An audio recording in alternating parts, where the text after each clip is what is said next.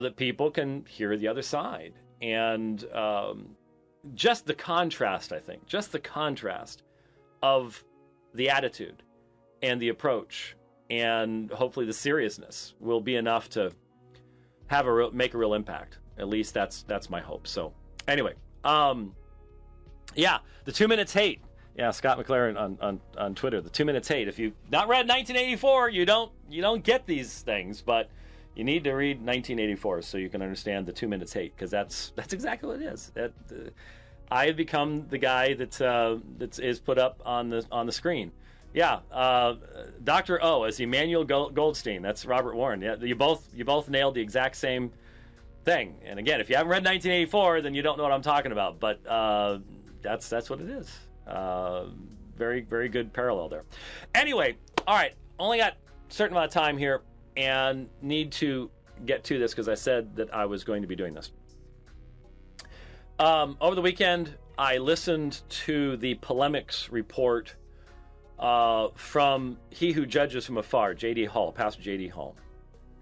And I call him He Who Judges from Afar because that's what he's doing. Rather than having firsthand information, he's making judgments not upon theological issues, but upon the characters of individuals. And one of the problems is trying to judge the character of individuals from a distance. That's when you fall into error. And this is where JD should be extremely sensitive, but he's not. Because that's exactly what happened to him. And I've defended him in the past on this very issue. He was vociferously attacked and his character attacked based upon people who had partial information and were judging from afar. And that's why I've named him He Who Judges from Afar, because of all the people in the world, he should be the last one doing the very thing that he's doing, and he's blind to it, completely blind to it. Just doesn't see it. And what it's about was a Christian news article. Now, here's the background. And I've said to Michael Merkavich, who is the publisher, if you'd like me to put out all the emails you and I have had, maybe the conversation between you and Jeff Durbin before ReformCon, maybe it needs to all be out there because JD is pretending like there's hidden stuff and they've got the real facts, and JD does that a lot. We need to put it out there. One side has been transparent on this. One side has been. Okay. Couple corrections. I assume that Michael Merkavich wrote the article because when he contacted me before ReformCon, he identified himself as publisher. Well, the problem was the article that was published had no byline. It said editor. Well, I made the inappropriate or inaccurate assumption that they were one and the same. Well, actually, while he assigned the topic, someone else wrote the article and then he provided the title. Okay, so there's a correction. He claims he is not on an abstinence campaign. Okay, if you want to claim that. Once again, conversations that have been had in the past and some other things might need to bring those things forward, whatever it might be. There is very clearly in a conversation that I had not seen. I was not aware of the fact that before ReformCon, which was what, June 4th, 5th? Basically 1 month ago. Right, exactly about 1 month ago. Before ReformCon, Christian News contacted me. And they wanted to do an interview as to why a respectable theologian would go to something like this. It was very clear to me from the beginning, even from the brief thing that Rich forwarded to me from the contact link, that this was somebody who has an agenda. This is not a reporter wanting to do journalism. This is somebody who has an agenda. It immediately set off red alarm bells. I contacted Jeff and he said, yeah, we've had some contact in the past. Marcus Pittman has had contact with him in the past, et cetera, et cetera. And so I declined the interview. I said, if you'd like to talk about, well, I asked him, I said, what do you want to talk about? And he immediately went to the fact that the Reform Pub was going to be there.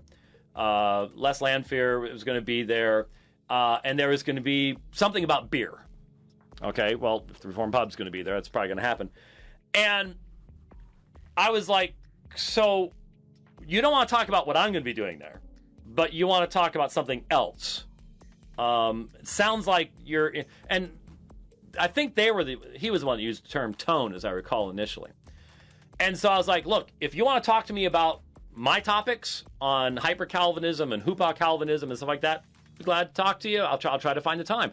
If what you want to talk about is this stuff that I feel like is, an attack, I have no interest in assisting you with that whatsoever. Well, JD picked that up and said, yeah, I'm sure he didn't want to get interviewed about that. Again, cheap shots. JD knows that he does these things. He claims in this polemics report that he's tone deaf, that he cannot discern tone.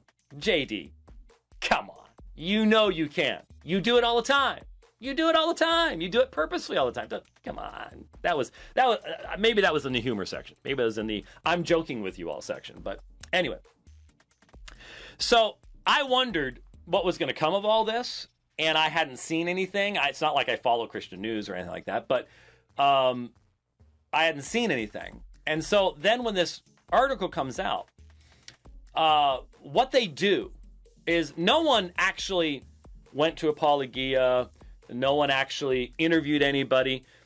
It was really interesting. Jeff sent me about 20 screenshots of an extended conversation that he had with the publisher of Christian News. Here's my phone number. Responding to everything. He would not even in those screenshots, in that conversation, call Jeff a Christian. I don't know if you're a brother. You might not be. I don't know. I can't call you that, And Jeff's going, brother, if you want to, if you've got something against me, let's talk. One side transparent, the other side, I don't know if you're a Christian. I just got, these things you're doing. It's just woo, ah, woo. So, once the article came out, there were just so many factual problems with it. First of all, and of course, JD has just run with what Christian News said. It is so slanted. It is yellow journalism, and he complains. He didn't say me. It's yellow journalism. It is a hit piece. It has a particular agenda. It makes no pretense to fairness. Where's the interview with Jeff Durbin? Where's the interview with anybody who was there? Where's the accuracy in representing what is actually being done with the Quiet Church plan? It's not there, and you know it. I call that yellow journalism. It's a hit piece. Nothing but a hit piece. Okay? Now, let's put some other facts on the table.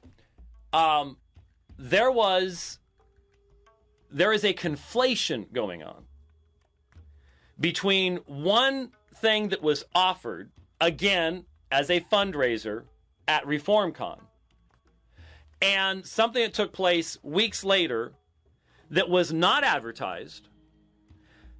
There was a tattoo artist who goes to the church, who wants to go to Kauai. And what's happening, and the sad thing is, my daughter